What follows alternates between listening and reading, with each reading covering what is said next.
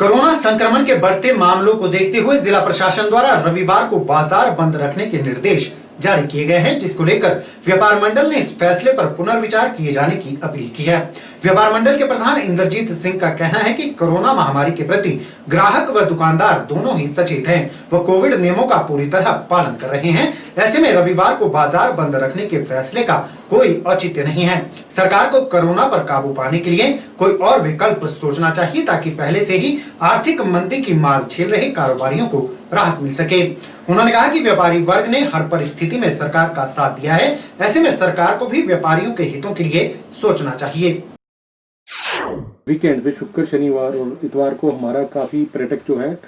दूसरी स्टेट से यहाँ आते हैं, और जब पर्यटक यहाँ आते हैं डेफिनेटली वो अपने परिवार के साथ होते हैं, घूमने आते हैं, शॉपिंग करने आते हैं। तो जब पिछले संडे ये देखा गया है कि सारे जो हमारे ढाबाज थे वो भी बंद किए गए थे, और जितने भी हमारे और व्यापारिक संस्थान थे सारे बंद किए गए थे, जो प्रशासन द्वारा हमें आदेश हुए थे। लेकिन उसके चलते कुछ हमारे सरकारी जो रेस्टोरेंट्स थे वो खुले थे, लेकिन चलो बाद में वो भी बंद कर दिए गए।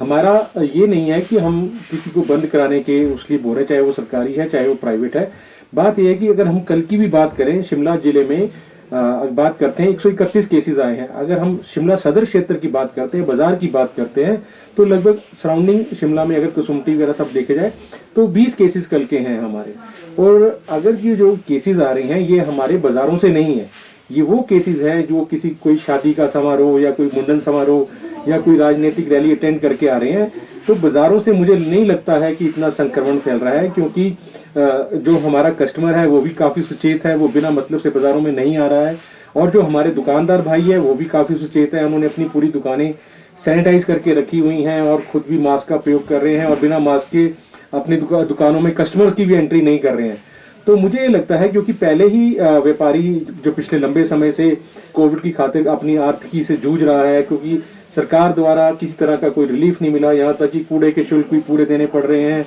और भी जो लाइबिलिटीज थी, चाहे बैंक की किस्तें, सब कुछ उनको पूरा देना पड़ रहा है।